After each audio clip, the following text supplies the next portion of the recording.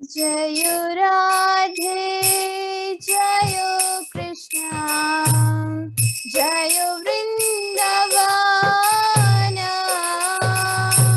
श्री गोविंद गोपीनाथ मदन मोहन जय राधे जय कृष्ण जय वृंदावन श्री गोविंद गोपीनाथ मदन मोहन जय राधे जय कृष्ण जय वृंदावन श्याम कुंड राधा कुंड गिरि गोवर्धन कालिंदी जमुना जय जय महागण कालिंदी जमुना जय जय महागण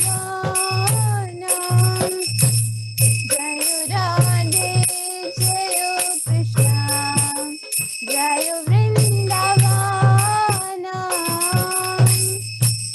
घाट वंशी वट द्वादश कमान जहाँ सब लीला कुलो श्री नंदनंदन जहाँ सब लीला कुलो श्री नंदनंदन जय राधे जय कृष्ण वृंदावन जय राधे जय कृष्ण जय वृंदावन श्री गोविंद गोपीनाथ मदन मोहन श्री गोविंद गोपीनाथ मदन मोहन जय राधे जय कृष्ण जय वृंदावन श्रीनंद जसोदा जय जय गोपगान श्री दामादि जय जय धेनुवत्सगान श्री दामादि जय जय धेनुवत्सगान जय राधे जय कृष्ण जय वृंदावन जय राधे जय कृष्ण जय वृंदावन जय वृषभानु जय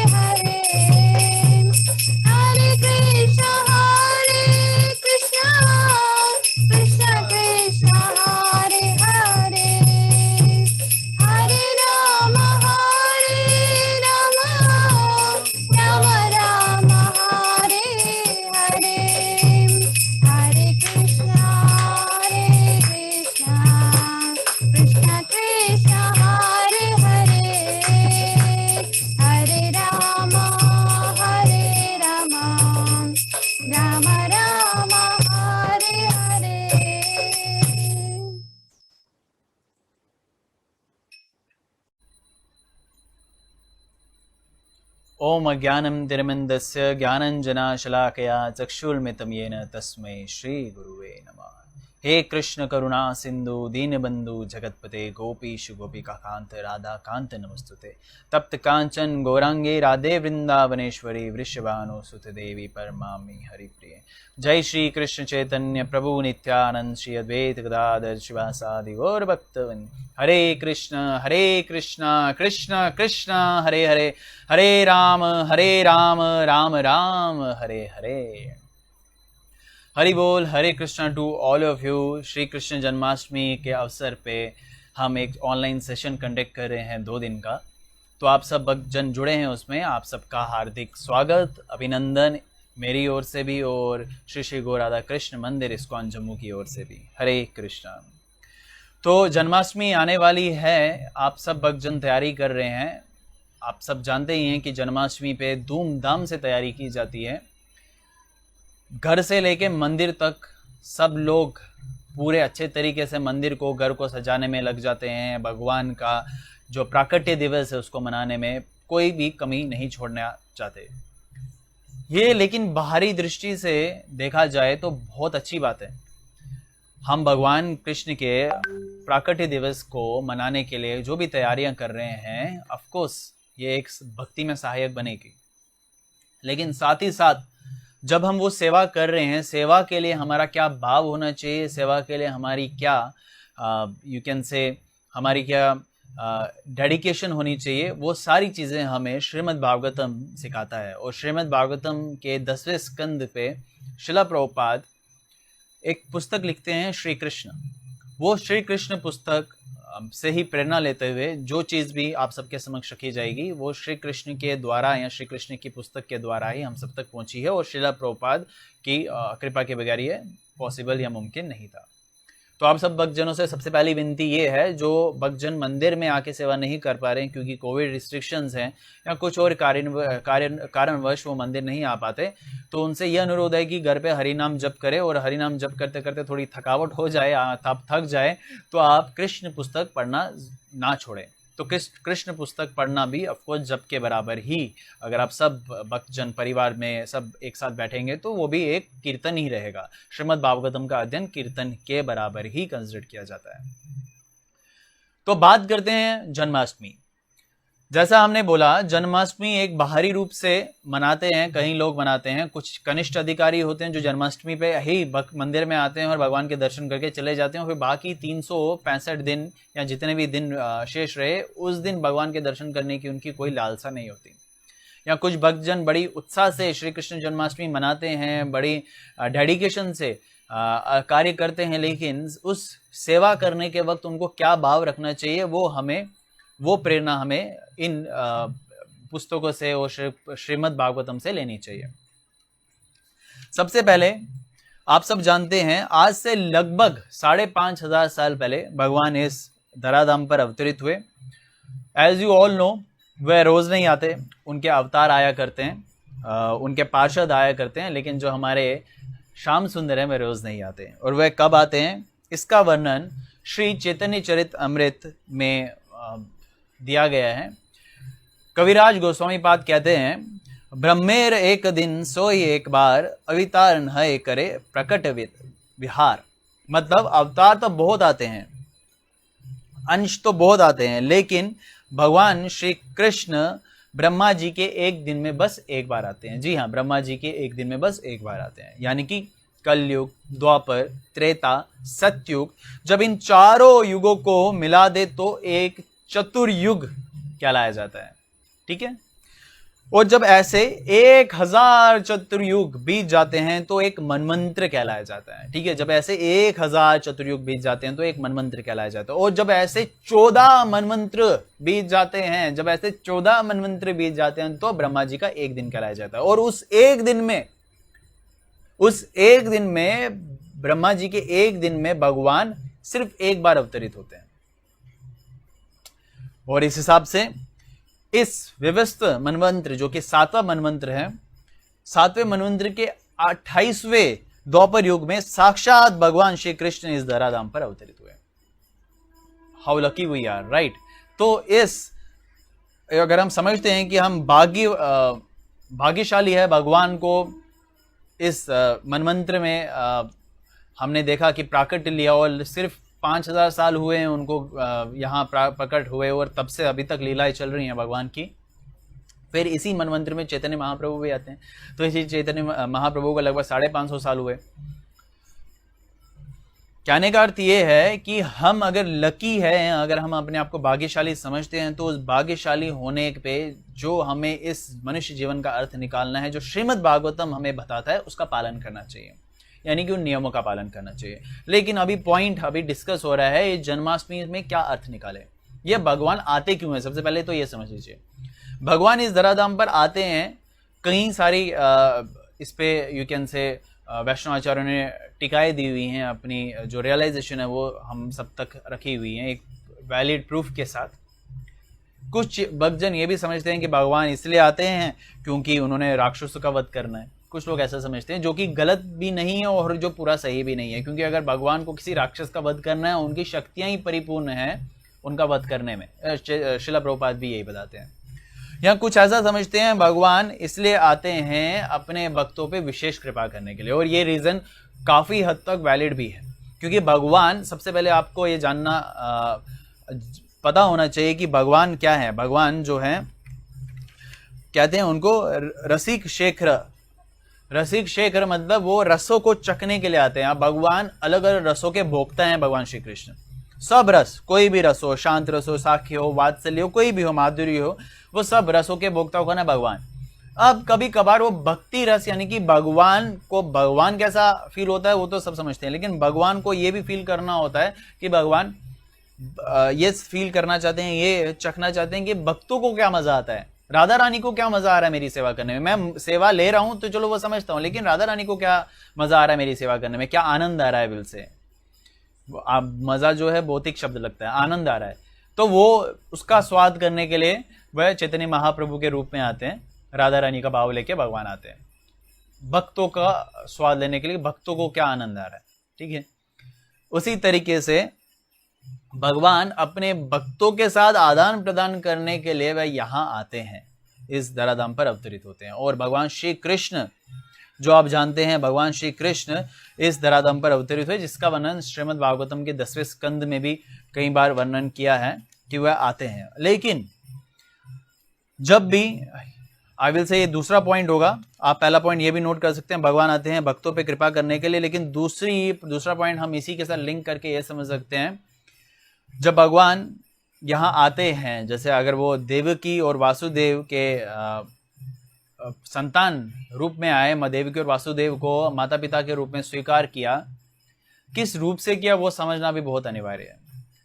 अगर आप जानते हैं कि देवकी और वासुदेव ने कितना कष्ट सहा है, हम अपना उदाहरण देते हैं ना, भगवान के पास जब हम कुछ मंदिर चले गए या कभी किसी कारणवश हमें भगवान से मांगना पड़ता है, तो हम बोलते हैं भगवान मुझे तो इतना दुख है, मैं गरीब हूँ भगवान, या मैं पेपर में पास नहीं हो रहा हूँ, ऐसी कई प्रकार की, मेरी संतान नहीं है कोई, कई प्रकार की हम जो है एक्सक्यूजेस या कई प्रकार के जो हम अपने दुख भगवान के समक्ष रख देते हैं। लेकिन अपना दुख अगर हम देवकी और वासुदेव के समक्ष या देवकी और वासुदेव के साथ कंपेयर करें, तो हम समझ सकते हैं कि हमारा दुख तुलना में तो एक अंश भी नहीं है। पहले वर्ष में ही उनकी जो संतान हुई उसका वध राक्षस कंस ने कर दिया। उसके पीछे भी काफी बड़ी लीला है, कृष्ण पुस्तक में आपको पढ़ने को मिलेगी। और साथ ही साथ वध करने के बाद एक नहीं 6 संतानों का वध कर दिया। और वध करने का जो यू कैन से जो मारने का तरीका है बच्चों को, क्या बताया गया कृष्ण पुस्तक में, श्रीमद् भागवतम में, पत्थर से पटक के कंस मार देता था और उनकी नजरों के सामने। उसके बाद बलराम जी देवकी के गर्भ में आते हैं और भगवान अपनी योग माया के द्वारा उसको रोहिणी के गर्भ में यू कैन से ट्रांसफर कर देते हैं। फिर भगवान आते हैं और भगवान के आने का जो वर्णन होता है, मैं बिल्कुल शॉर्ट में बता रहा हूँ। भगवान के आने का वर्णन ये बताया गया है कि वासुदेव के मन में प्रवेश करते हैं और फिर बाद में देवकी के मन में प्रवेश करते हैं। और जब वो देवकी के मन में प्रवेश करते हैं, जो देवकी के सारे दुख थे, जो भी संतानों के मारे जाने का दुख या कोई भी अन्य दुख, उन सब का विनाश हो जाता है भगवान के आगमन से। और भगवान के आगमन से उनके गर्भ में पहले कौन आता है? बलराम, यानी कि अनंत शेष बलराम जी आते हैं। और बलराम किनका रूप है? गुरु का रूप। और हमने बलराम जयंती पे भी समझा था, जब तक गुरु हमारे हृदय में प्रवेश ना करे, जब तक वो साफ सफाई का काम ना करे, हमें एक्सेप्ट ना करे, तब तक भगवान हमारे हृदय में वास नहीं करते हैं। वास करेंगे, बाहरी रूप से वास करेंगे। आप पता जानते हैं कि विष्णु रूप में भगवान सबके हृदय में वास कर रहे हैं, लेकिन वो जो आप बोलेंगे भक्ति मार्ग का जो पथ है, यानी कि हम सरल शब्दों में या चैतन्य चरितमृत के ग्रंथों को रेफरेंस में लेते हुए समझे, तो भक्ति लता बीज जो अंकित करते हैं वो गुरु करते हैं, और उसके बाद जो है भगवान की कृपा हम सब पे रहती है। तो भक्ति यानी कि भक्ति को आगे बढ़ाने के लिए गुरु का होना अनिवार्य है। बात हो रही है भगवान की। भगवान देवकी और वासुदेव के जीवन में, या हम कहेंगे गर्भ में, सबसे पहले प्रवेश करने से पहले उनको कई प्रकार के दुख सहन करने पड़े। तो यानी कि भक्त जनों के लिए ये भी एक बहुत अच्छी रियलाइजेशन होगी या उदाहरण होगी समझने के लिए। अगर हम भक्ति में आगे बढ़ना चाहते हैं, भगवान को अपने जीवन में एक्सेप्ट करना चाहते हैं, कि ये छोटे मोटे दुख जो हैं हमें सहन करने पड़ेंगे, और इन दुखों का निवारण करने के बाद ही, इन दुखों को खत्म करने के बाद ही भगवान हमारे जीवन में प्रवेश करते हैं। अब इनको खत्म कैसे किया जाए? खत्म, जब हम शब्द का खत्म का उपयोग ला रहे हैं कि दुखों का कैसे हम निवारण करें, वो तो सब भगवान के हाथ में है। दुखों का निवारण करने का सिर्फ एकमात्र तरीका श्रीमद् भागवतम हमें दिखाता है कि सेंस ग्रेटिफिकेशन, यानी कि इंद्र तृप्ति के लिए किया हुआ कार्य हमें दुख देता है। अगर कोई भी कार्य हम भगवान श्री कृष्ण के लिए करें, अगर उसमें हमें सफलता या असफलता मिले, तो हमें किसी प्रकार का दुख नहीं होता, क्योंकि हम जानते हैं उसके जो रिजल्ट हैं वो भगवान श्री कृष्ण के पूरे पूरे हाथ में है और भगवान श्री कृष्ण ने हमारा ठेका ले चुका है। जैसे भगवत गीता में भगवान वर्णन करते हैं, अर्जुन के द्वारा ये बोलते हैं कि अर्जुन तुम ये घोषणा कर दो, बोल दो कि मेरे भक्तों का कभी विनाश नहीं होता। तो इसी तरीके से हमें समझना, जब हमने पूर्ण रूप से भगवान के श्री चरणों में अपना आपको समर्पित कर दिया है, तो हमें भी किसी सुख दुख की कल्पना नहीं करनी चाहिए, किसी सुख दुख की चिंता नहीं करनी चाहिए, क्योंकि चिंता जो है चिता तक लेके जाती है और भक्त तब तक जो है, जब तक वो चिंता करेगा तब तक वो भक्ति में आगे नहीं बढ़ सकता। ठीक है, ये एक और चीज हमें आज के दिन समझने को मिल गई। अब इसके पीछे जो कथा है, देवकी और वासुदेव के पीछे कथा है, वो हमें कृष्ण पुस्तक में पूरे विवरण में पूरे एक्सप्लेनेशन के साथ देखने को मिलती है, कैसे देवकी और वासुदेव को कष्ट दिए गए। आप सब जानते हैं कि पहले ही वर्ष में जो उनका पहला बालक हुआ, वो वासुदेव खुद लेके गए कंस के पास।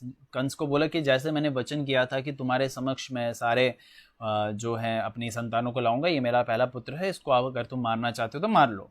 बड़े दुख के साथ उन्होंने अपनी संतान को उनको समर्पित किया। कंस ने बोला ये छोटा सा बालक मेरी क्या जान लेगा, अभी तो वैसे भी 8वें पुत्र की घोषणा हुई थी, तो ये तो पहला पुत्र है, ये मेरी क्या जान लेगा, तो इसको मैं छोड़ देता हूँ। एक यू कैन से निडर होके उन्होंने उसको छोड़ दिया।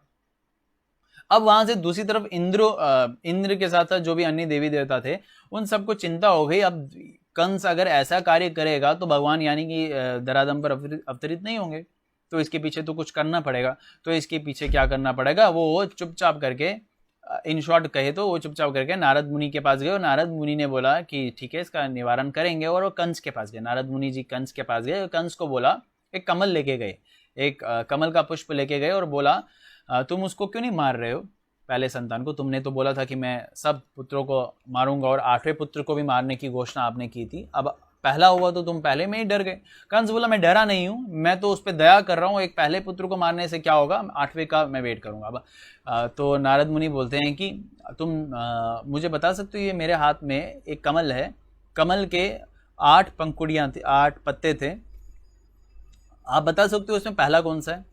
या आप मुझे बता सकते हो आपके पास 10 उंगलियां हैं, 10 उंगलियों में से आपकी 8वीं उंगली कौन सी है? तो सरल तरीके से अगर कंस यहाँ से शुरू करते तो 8वीं उंगली तो यही आएगी, अगर यहाँ से शुरू करे तो ये आ रही थी। तो उसी तरीके से अब कमल को काउंट करेगा, कमल के पत्तों को काउंट करेंगे तो 8वां कौन सा है या पहला कौन सा है, वो तो एक बहुत बड़ा कन्फ्यूजन है। तो यहाँ पे तात्पर्य जो नारद मुनि उनको देते हैं कि भगवान है वो, भगवान तुमने देखा कैसे प्रहलाद महाराज जी को बचाने के लिए वो खंबे से निकल के आ गए, अवतरित हुए। अब अगर उन्होंने तुम्हें मारना है तो तुम्हें क्या पता पहला कौन सा 8वां कौन सा है? कंस बोलते हैं हाँ बहुत सही बोला आपने, क्योंकि लीला आगे कंटिन्यू होनी थी और कंस को भी मुक्ति दिलवानी थी, भगवान अपनी लीला कर रहे थे। तो क्या हुआ, कंस गया जिस कारागार में वासुदेव और पहले तो ओपन थे, फिर बाद में उनको बंदी बनवाया, हालांकि उनके पिता ने रोकने का प्रयास किया था उग्रसेन ने, लेकिन कंस ने उनको भी जेल में डाल दिया और उसके बाद पहली संतान को उनके सामने मारा, पत्थर से पटक के मारा। हालांकि जो देवकी माता थी उन्होंने काफी प्रार्थना की कंस के चरणों में गिर के, पाँव में गिर के, कि क्यों मार रहे हो इसको, ये तुम्हारा क्या करेगा, लेकिन कंस अब सुनने वाला नहीं था। अब वो उस घड़ी की प्रतीक्षा कर रहा था कब दूसरी संतान आएगी और उसका भी ऐसा ही हाल करे, और ऐसा ही उन्होंने लगातार किया। कहने का अर्थ यह है भगवान एक प्रकार से भक्तों की परीक्षा ले रहे हैं, और ये परीक्षा ही है। जो सुख दुख हमें देखने को मिलता है, एक क्षण में आता है सुख और फिर हमें दुख देखने को मिलता है, और वही क्षण में खत्म होके फिर नया सुख आ जाता है। ये जो है ये परीक्षा के बगैर कुछ भी नहीं है। अगर हमें कोई भी भौतिक पोजीशन या भौतिक यू कैन से नौकरी की आवश्यकता है तो हमें क्या करना पड़ेगा, हायर क्वालिफिकेशन की परीक्षा या हर एक उच्चतम परीक्षा को पास करना पड़ेगा। तो उसी तरीके से अगर हमें गोलोक धाम जाना है या भगवान की भक्ति को स्वीकार करना है तो ये परीक्षाएं जो हैं वो आती रहेगी। ये अभी प्रैक्टिस सेशन हो रहा है हमारा जो फाइनल एग्जामिनेशन है वो कब होगा, जब हम इस शरीर को छोड़ने लगेंगे। वो कब छोड़ना वो किसी को नहीं भाई, ये सरप्राइज टेस्ट होगा, ये सरप्राइज फाइनल एग्जामिनेशन होगा हमारा। और उस सरप्राइज फाइनल एग्जामिनेशन की तैयारी हम कैसे करते हैं, हरे कृष्ण कृष्ण कृष्ण हरे हरे, हरे राम राम राम हरे हरे। जितनी तीव्रता से हम इस हरे कृष्ण महामंत्र का जप करते हैं, उतनी तीव्रता से हम भक्ति में आगे बढ़ते हैं। जितनी तीव्रता से हम इस श्रीमद् भागवतम का अध्ययन करते हैं, उतनी तीव्रता से हमें हरे कृष्ण महामंत्र के जप करने के प्रति प्रोत्साहन मिलता है और उतने ही शुद्धता से हम जप करने के लिए आगे बढ़ते हैं। तो आइए इस श्री कृष्ण जन्माष्टमी अवसर पे हम सिर्फ बाहरी रूप से जन्माष्टमी ना मनाएं, जो असली तत्व है या असली ज्ञान है, इस विज्ञान को समझने का प्रयास करें और समझे कि जन्माष्टमी का असली अर्थ है कि हमें इस बार भगवान श्री कृष्ण को अपने हृदय में अवतरित करवाने के लिए प्रेरित करना है, भगवान को प्रेरित करना, भगवान को मजबूर कर देना है, विल से भगवान को हमें फोर्स करना है कि अब बहुत हुआ, अब तुम इस हृदय में वास करो। ठीक है, तो इसी के साथ आज का सेशन हम इधर कंक्लूड करते हैं, लेकिन कंक्लूड करने से पहले आप सब भक्तजनों से एक छोटी सी प्रार्थना है। आप सब जानते हैं कि हरे कृष्ण यानी कि इस्कॉन जम्मू, हरे कृष्ण मंदिर इस्कॉन जम्मू श्री गुरु राधा कृष्ण मंदिर श्री कृष्ण जन्माष्टमी अवसर को मना रहा है। मंडे को ऑनलाइन भी रहेगा, ऑफलाइन भी रहेगा। जो भक्तजन ऑफलाइन का आना चाहते हैं और सेवा भी लेना चाहते हैं वह आ सकते हैं, जो ये नंबर दिया गया है। For more information call us in 7088798670। इस पे कॉल या मैसेज करके सेवाएं प्राप्त कर सकते हैं। और साथ ही साथ आप सब भक्तजनों से ये हाथ जोड़ के प्रार्थना है, कृपया करके दान करके मंदिर को, इस त्योहार को सहयोग करें। दान कितना भी हो, 500 हो, 5000 हो, 5 लाख हो या 5 करोड़ ही भगवान के चरणों में हम क्यों ना चढ़ा दें, वो सब एक बराबर रहेगा जब हमारा भाव बड़ा शुद्ध और पवित्र रहेगा। तो भगवान भाव को स्वीकार करते हैं, उसी भाव के साथ हमें भगवान को भगवान को दान देना चाहिए। भगवान को दान देके हमारा क्या होता है, हमारा मनुष्य जीवन सफल होता है। दान देने का तरीका आप यहाँ आप देख सकते हैं। You can donate on the bank account directly. आप डायरेक्टली बैंक अकाउंट पे कर सकते हैं, स्क्रीनशॉट ले सकते हैं और इस स्क्रीनशॉट से आप इस बैंक अकाउंट में ट्रांसफ़र कर सकते हैं। अभिषेक की सेवा, अगर अभिषेक सेवा करना चाहते हैं तो 1100 रुपये है। और अन्य प्रकार की भी सेवाएँ हैं, जैसे फ्लावर डेकोरेशन, पुष्प फूलों का जो सजावट होगी, लाइट डेकोरेशन, अन्य कई सारी सेवाएं हैं। आप कोई भी सेवा लेके भगवान के इस कार्यक्रम में एक भागीदारी प्राप्त कर सकते हैं। साथ ही साथ अगर आप जीपे और पेटीएम के द्वारा भी सहायता या सहयोग करना चाहते हैं तो वो भी आपके सामने नंबर दिया गया है 9086787874। इसी के साथ आज का जो सेशन है वो कंक्लूड करते हैं। कल मोस्ट प्रॉब्ली प्रभुपाद की कृपा रही तो हम इसी सेशन को कंटिन्यू करेंगे और कुछ प्रेरणा कृष्ण पुस्तक से लें या कृष्ण पुस्तक के कुछ पन्ने हम पढ़ने का प्रयास करें तो बहुत अच्छी बात होगी। हरे कृष्ण।